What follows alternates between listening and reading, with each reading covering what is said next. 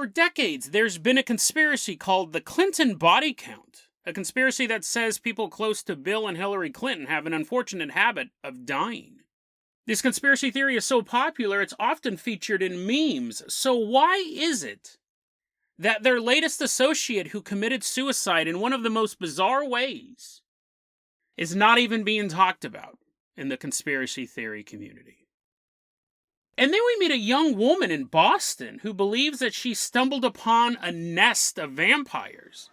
Well, this isn't just a few old monster men hanging out in the city. No. She's discovered the National Vampire Association. Today on Dead Rabbit Radio.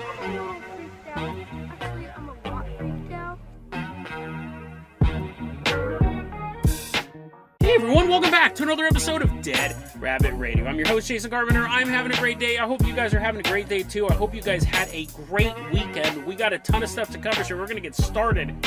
First off, walking into Dead Rabbit Command, long-time contributor to the Patreon, long-time supporter of the show, one of the earliest listeners of the show. Give it up for Cantillions. Woo! Yeah, come on in, buddy. Come on in, Cantillions. Cantillions, a really, really cool dude, and he is in this episode because he sent me a box of Bigfoot stuff. That's a Bigfoot call alarm. So I just do that. Right? That's only going to be the sound effect on the show from now on. And he sent me some Bigfoot post-it notes, and he sent me a Star Wars Pez dispenser. I don't know where the Star Wars Pez dispenser came from. He sent me a bunch of cool stuff. A little Chewbacca, that's a Bigfoot dude. Cantillions, thank you so much. These type of presents always light up my day. Cantillions, you're going to be our captain, our pilot this episode. If you guys can't send me Star Wars Pez dispensers, that's fine too. Just help spread the word about the show. That really helps out a lot. I also got to say this is the last week of season 18. So after this week, I will be taking a 2-week hiatus. Feel free to peruse the back catalog. I will just be laying on the couch like a big old lump, taking a break from the show. But, however, I will still be putting out daily TikToks. So subscribe to the YouTube channel, the TikTok, Instagram, wherever you want to look at this stuff. That's not going away, because those take like 5 minutes to do. So I'll still be doing daily updates on the YouTube channel and all that, those 1-minute true crime videos that are really blowing up. They're really, really doing good. Cantillions, let's go ahead and toss you the keys to the Jason Jalopy. We are leaving behind Dead Rabbit Command. We are headed all the way out to Arkansas. We're headed out there because this is an old school conspiracy theory. I remember back in the 90s, my stepdad totally 100% believed in the Clinton body count. This is an old school conspiracy theory that people close to the Clintons having nasty habit of dying in very odd ways. And like I said in the intro, this has become a meme. You can a lot of times show like a picture of a van on fire and it said they were on their way to deliver some tapes from Hillary Clinton and they blew up.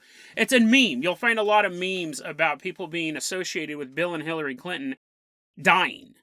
And you have everything from, I think there was a couple plane crashes that happened with people who were connected to them. And that's when conspiracy theorists were kind of like, that's kind of interesting. How many private plane crashes can you have in a row that involves these people, Bill and Hillary Clinton, are parachuting down? And I want to say here, too, I mean, despite that Hanna-Barbera-esque cartoon version of their friends dying, I'm not even getting into the politics of this thing. I really don't care about the politics. Just looking at the conspiracy theory. Just looking at this particular conspiracy theory, I basically am accusing them of multiple murders, but I'm not talking about politics. The Clinton body count, it came to my attention, and I think this is when it really hit the mainstream, was when Vince Foster, very close personal friend of the Clintons, specifically Hillary Clinton. I read a big write, I'll see if I can find it in the show notes, but years ago I read a big write-up about Vince Foster. He was the one, he was a close personal advisor of the Clintons, and he got caught up in something called Travelgate, which was basically the conspiracy. This was the Clintons came into the White House, fired a bunch of people so they could hire their friends to be in charge of the travel bureau of the White House. And this got in the media, and it was a big controversy. And apparently he was telling people he was depressed. He didn't want to go back to Arkansas, holding his head in shame that he got caught up in this, so he shot himself. That's the official story. Now, you'll hear that he shot himself twice in the back of the head, or he shot himself with 2 different calibers of guns. That's what I remember hearing back in the 90s. I remember my stepdad hated the Clintons. He hated their guts. So if a leaf blew the wrong direction, he's like, ah. So I remember, and back then, we didn't have access to the internet. It didn't exist. And so you just kind of you read stuff in conspiracy zines or conspiracy books and stuff like that. I think the official story is that he shot himself once through the mouth and that he was telling people he was depressed. And the conspiracy theory is like, no, that was a cover-up. He actually killed himself multiple times.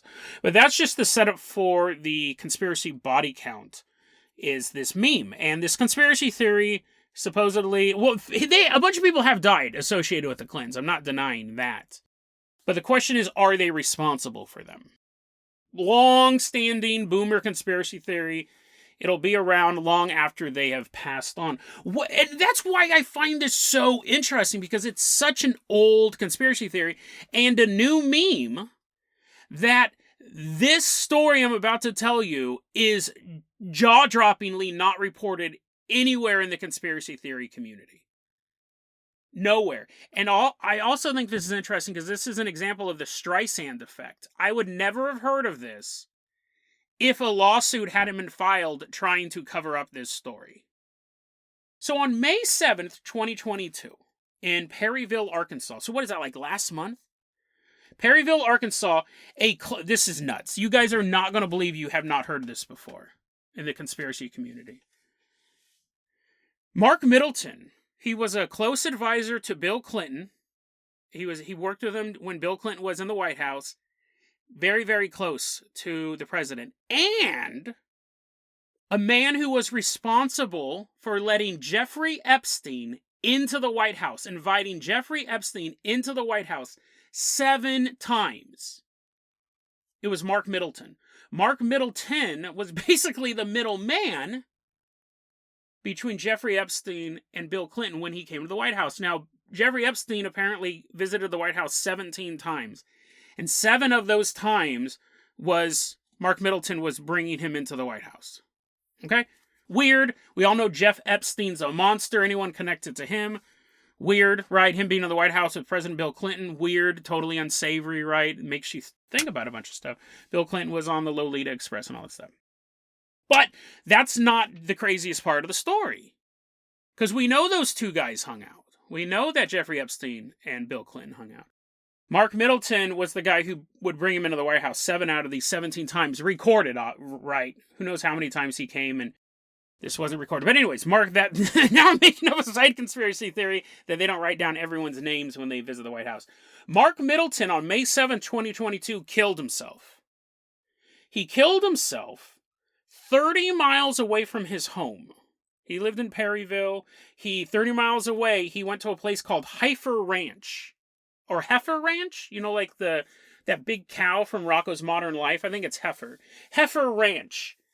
And the authorities, when they get called out for this suicide, they asked, was he invited here? And they're like, no, he wasn't even supposed to be here. We just found him like this. And they're like, does he have any connection to this place? And Heifer Ranch is like, no. Like, he might have visited at some point, but why he chose here to kill himself, we don't know.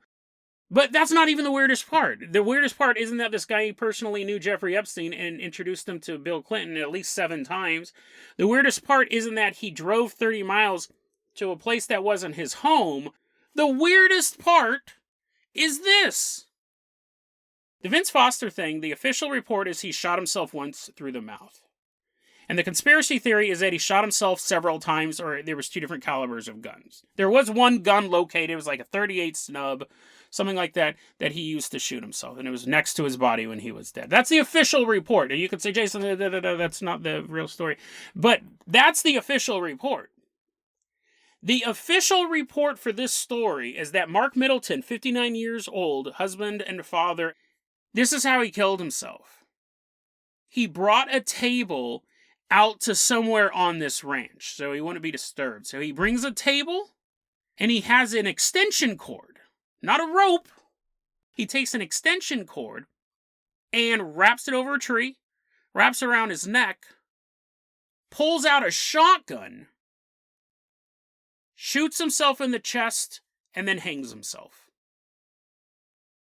That's the official report. That's insane. That is conspiracy theory fodder. Now, here's the thing. I am not 100% saying that, oh, this means that the Clintons killed him and this is another member of the Clinton body count. And I'm not even saying that. What I'm saying is I'm surprised no one else is saying that. That's what I find really, really shocking. This was reported. Originally, it was reported on Radar Online. It's a gossip site. It's a celebrity gossip site. And their headline was, quote, "He was murdered." That was their headline. And then it goes on to say, bombshell claims surround makeshift gallows, death of Clinton's special advisor who let sicko Jeffrey Epstein into White House. So there's a little editorializing in that headline, but it's fine. Radar Online is a rag.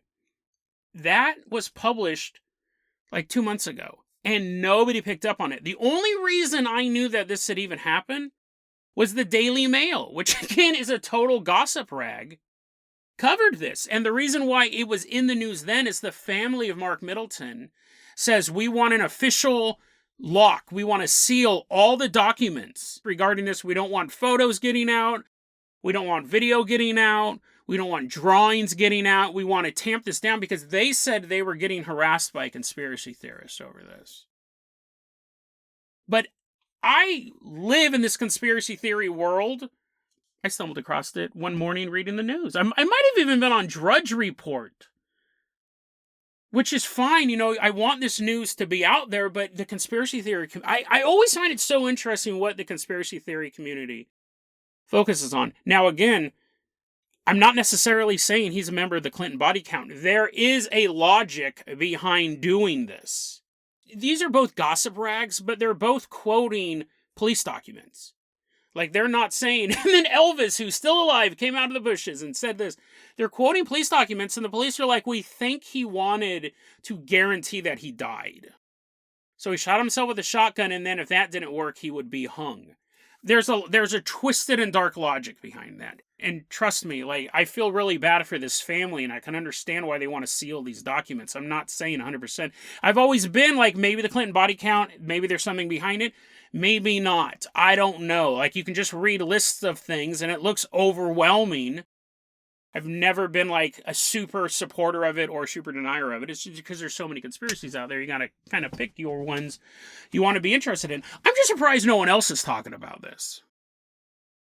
That's my thing. It's super weird. This is something that people were accusing previous deaths relating to the Clintons to be. These just absolutely bizarre. It's mostly planes falling out of the sky. It's very easy to sabotage a plane.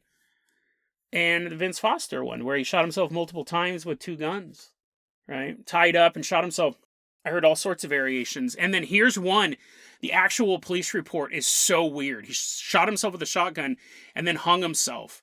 That any conspiracy theory, they should have been all over this, and that's what I find so fascinating. There's always been that conspiracy theory about conspiracy theories, that flat Earth is there to take a bunch of people away, people who would otherwise be looking into other conspiracy theories. They're looking into dumb stuff like flat Earth, monkeys don't exist, trees are mountains, and they just get wrapped up in that stuff. And stuff like this just goes under the radar. Again, I don't know if there's anything to it. It could just be a man in a moment of desperation killing himself. What I find weird is that no one else is talking about something this weird. And something this well known. The Clinton body count is a meme at this point. People who would never ever know the name Vince Foster can see the image of the van on fire and being like, we have secret evidence on Hillary Clinton. And there's just a picture of a van on fire. They know that this should be and it's funny because on the one hand, I find it odd that conspiracy theory community isn't talking about it. And on the other hand, for the family, it's probably good that they aren't. Because, you know what I mean? Their family's going through this tragedy. But fascinating. The conspiracy theory community, man, if they're anything, they are unpredictable. You can never really guess what they're going to talk about. They'll talk about end of the world every single month. You'll see it just take over whole sectors of the conspiracy theory community. This happened 2 months ago. Nothing. Tragic story, and I would never heard of that. I never would have heard about it if they weren't suing to keep those documents closed. So that's what we call the Streisand effect. When the harder you try to keep the lid on something, the more likely it is to get out. Absolutely bizarre mystery, personal tragedy, and just an interesting look at how the conspiracy theory community works. What they cover and what they don't is very, very telling. Very, very telling. Cantillion's his corpse, he's been burned. Oh no! We covered a Clinton story and they got to him. Hey, as long as they got to him and not me. We're gonna reanimate him. We're gonna tie strings to his charred corpse and we're gonna make him walk onto the Carpentercopter and we're gonna leave behind Arkansas. We are headed all the way out to Boston, Massachusetts. The Carpentercopter did break down a couple times in midair, but we were able to keep it going. The truth needs to get out. The truth about this vampire story. I don't know why we would be added to the Clinton body count. All we want to do is talk about some vampires. But in typical Dead Rabbit radio fashion, are we really talking about vampires? Or are we talking about something far scarier? No, not mummies. We are kind of talking about vampires, but we're going to take a look at this young woman. She doesn't give her name in her posts, but we're going to call her Pamela. She goes by the name Butter My Tostitos. That's her username, but well, we'll get to the ending. At the ending, she has some Tostitos, and she's like, but I have no butter. We'll get to the end, and we'll talk more about the user herself in a second, but Pamela is someone who is special. Pamela is someone who has a special ability. Now, we all want to be special in our own way, right? I think that's part of the human condition, but Pamela is definitely more special than you or me. She's psychic. She can read people's minds. This ability to read people's minds has let her stumble upon something known as the National Vampire Association. Pamela tells us this story. One day she's in Boston, and she's walking by Suffolk University. There's a crowd of people just walking down the street, cars driving by, birds in the air, sun high in the sky. And all of a sudden, her psychic powers detect a voice. A voice above all others in the crowd. But see, not a voice. It was a telepathic voice. She heard a voice in her head. I'm sure you can already see where this is going. She heard a voice in her head, and she turns and she looks, and she sees a man walking down the street, and she hears him in her head going, I want to eat you up. I want to drink your blood, but I can't. The National Vampire Association told me I can't eat you. The guy walks on by. She turns and she looks, and it's just a normal man among all normal people walking through Boston that day. But now she knows the truth. He telepathically told her about the National Vampire Association. She said once she was walking through Boston, mixed among a sea of ordinary humans, Homo sapiens, some may call us, she hears a voice in her head. She looks over and she sees a man standing there. Maybe he's checking his watch, maybe he's hailing a cab, maybe he's other things you can do just standing there. But she can hear the voice in her head, his voice. It's not like she's going crazy or anything, right? It's not like these voices are in her own head. It's not like she's schizophrenic or something. She hears this voice in her head saying, I want to have sex with you. I want to have sex with you. I'm an old... I probably should have said this part first. I'm an old vampire. I know I look like a normal person just standing here checking his watch, but no. I'm an old vampire and I want to have sex with you. You know, whenever I do stuff like that, I'm always afraid it'll end up in some dubstep remix. Perfect sample. Her stories are this. She's walking among people, totally normal. None of them ever walk up to her and says, how do you know about the National Vampire Association? Who told you? How do you know? It's always her standing next to normal people and then them telling her how much they either want to have sex with her or how much blood they want to drink from her. It's constantly going on. And she believes that she's psychic, and she believes she stumbled upon this nest of vampires. She says another time she's walking through Boston. This guy's walking down the street, and he says, "Oh, how I want to drag you into the alley and drink your blood. You're so tasty. I want to drink you up." But the National Vampire Association told me I couldn't. Confound them.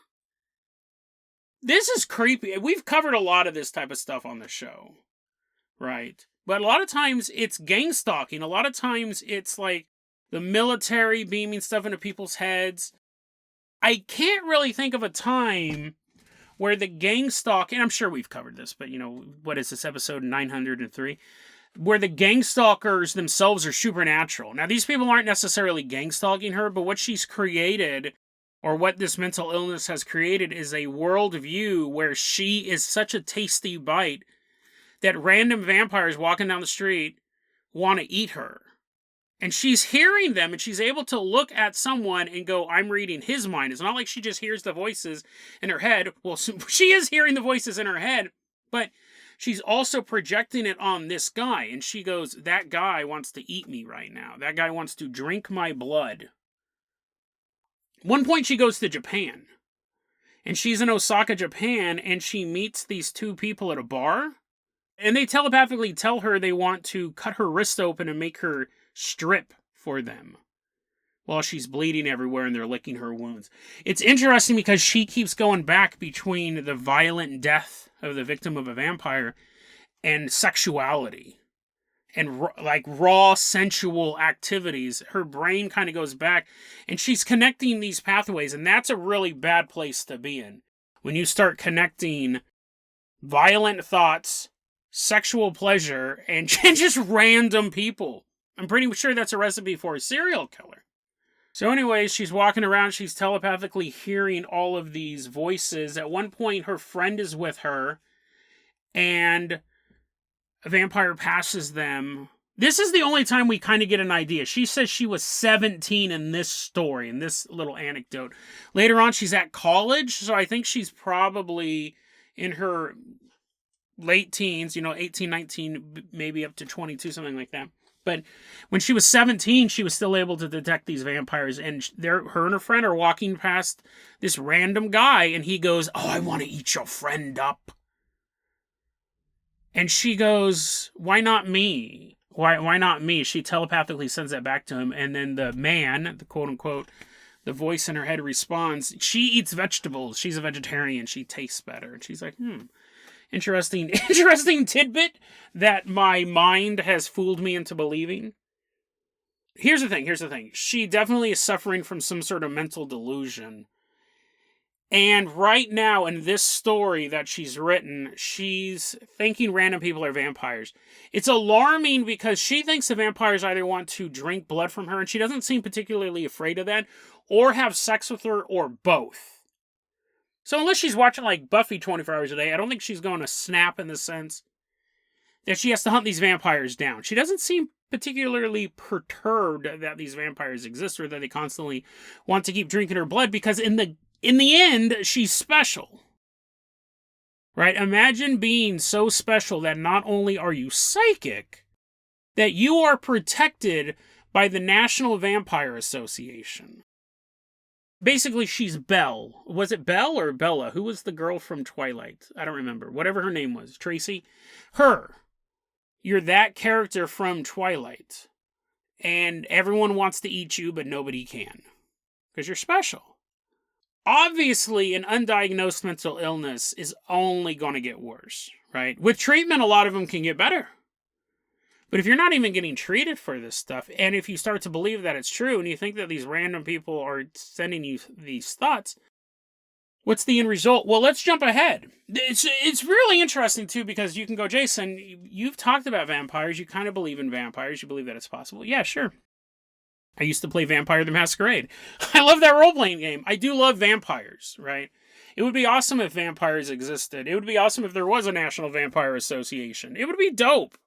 Don't get me wrong. I believe in psychics. I believe a lot of them are scam artists, but not all of them, right? I believe in psychics. I believe in telepathy. So it has all the elements of stuff that I actually believe. Why are you so dismissive of this young woman?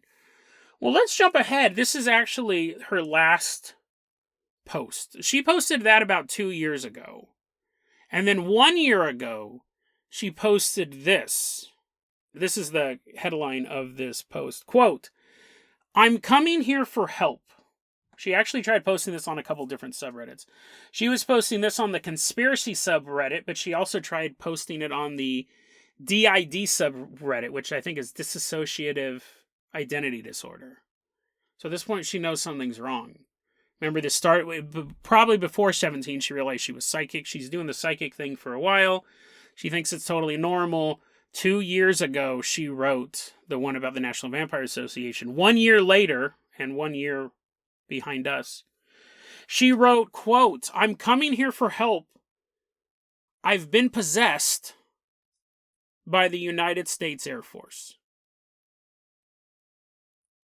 I don't want to laugh, but that's just a great title, right? That's just a great title.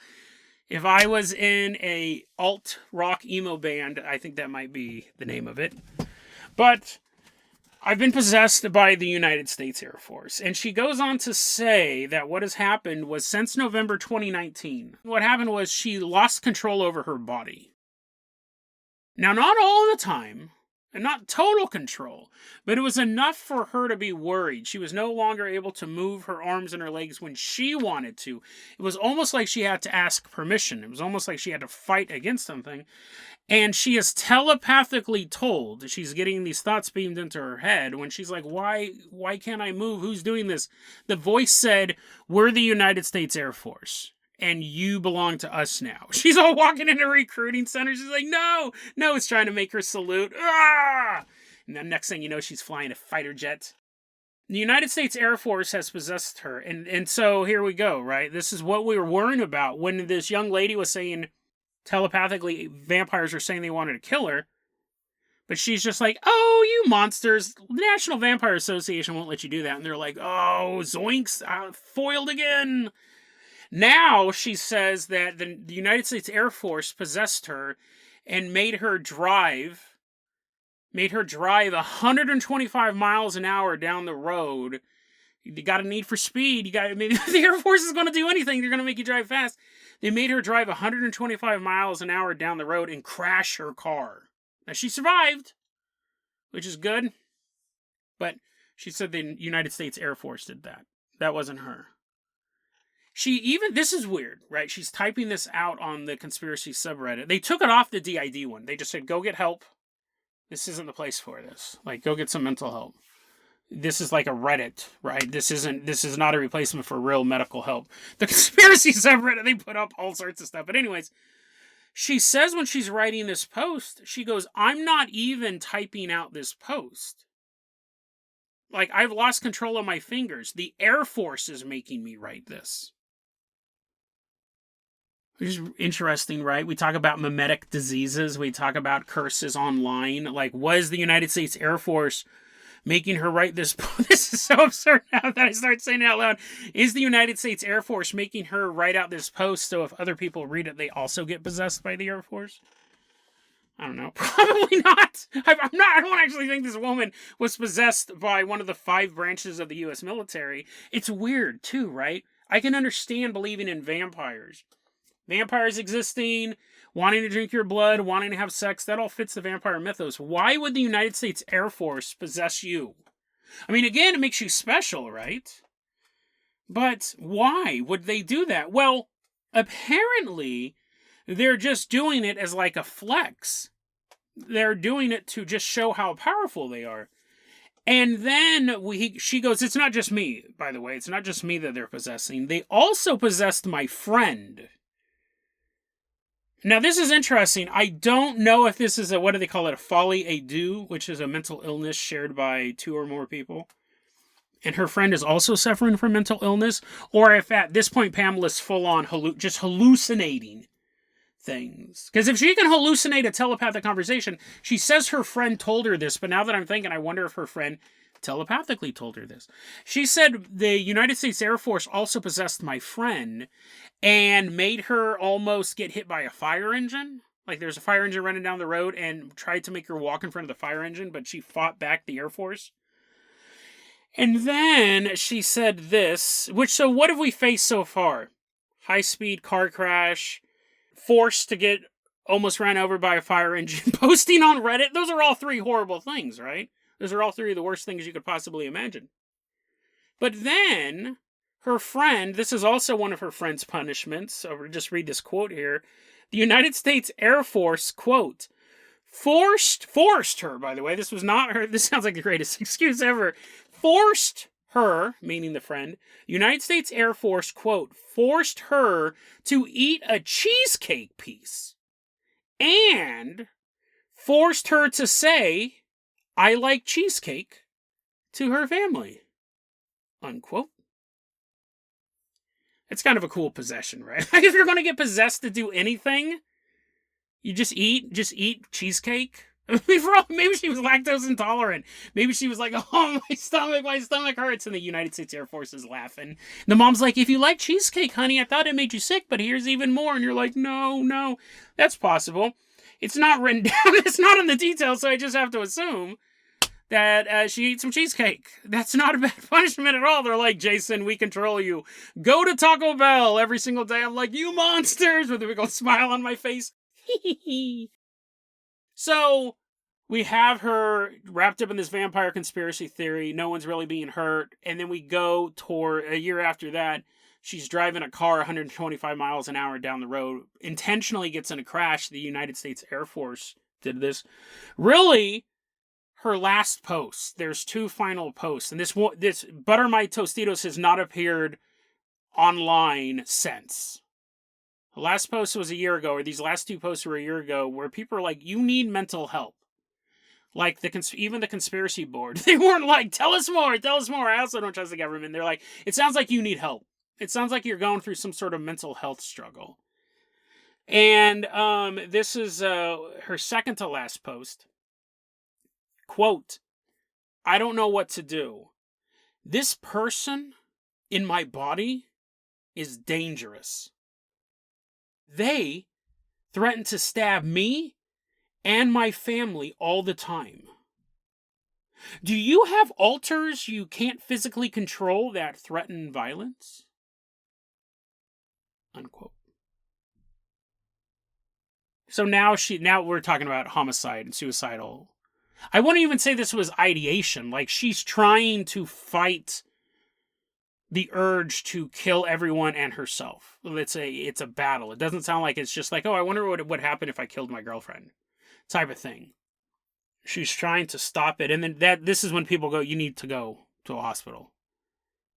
Like, you need to go. And the very last post said, I'm going to the ER today. And then she hasn't been online since.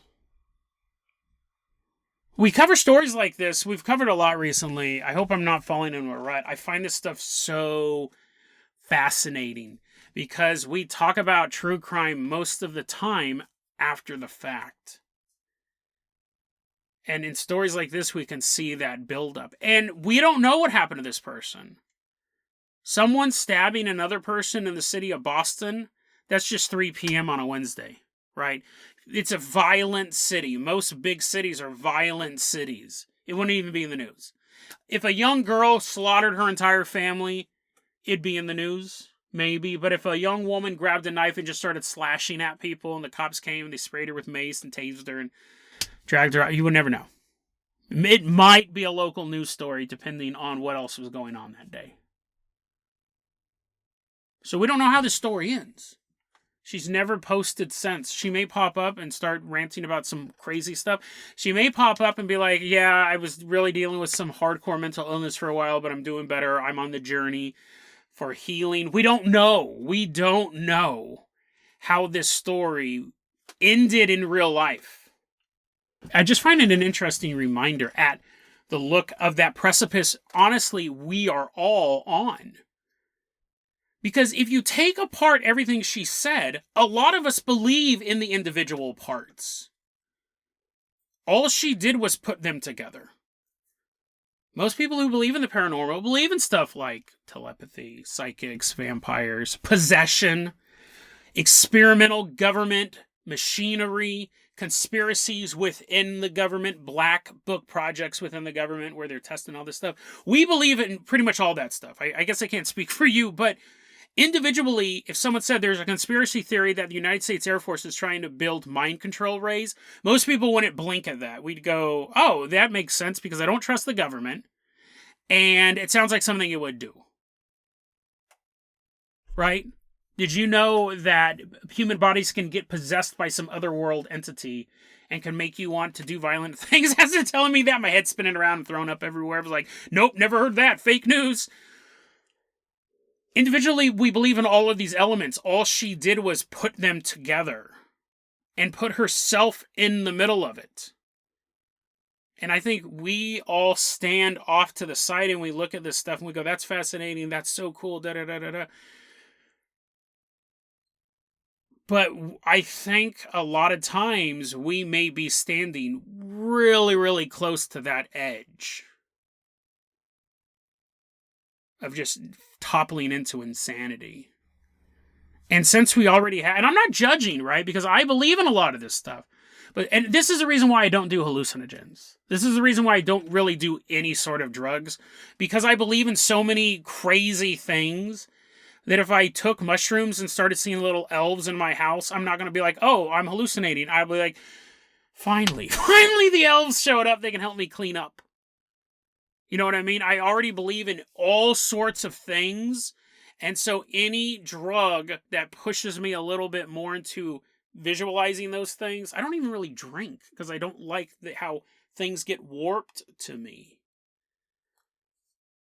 But yeah, I mean, I keep saying us, but definitely me. Like, I believe in a lot of these individual things, and I am fully aware that it's very easy to go from where I'm at to where Pamela was at. Now, Pamela probably had an underlying mental illness, but there's a lot of people who are skeptics who would think I had an underlying mental illness. Because I believe in ghosts and demons and aliens.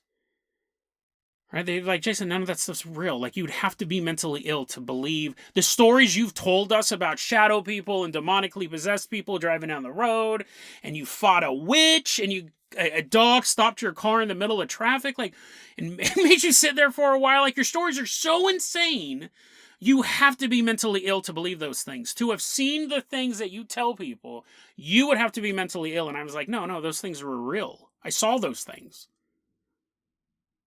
Fascinating look at the bottom of the cliff when we look at the story of Pamela and people like her.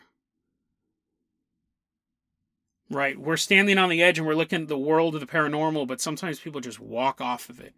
And whether she would have walked off because of an underlying mental illness or because she believed in these things coupled with an underlying mental illness, we don't know. But you fall off that cliff, and until you get help, there is no bottom. Mental illness is one of those things that you keep going deeper and deeper and deeper and deeper and deeper until somebody pulls you out. Maybe you can pull yourself out. Maybe it takes a group of people. Maybe it takes medication, meditation, religion, who knows? Something to get you out of that pit, but it is a bottomless pit. And we hope Pamela is okay. And her family is okay. But the truth of the matter is, she may not be.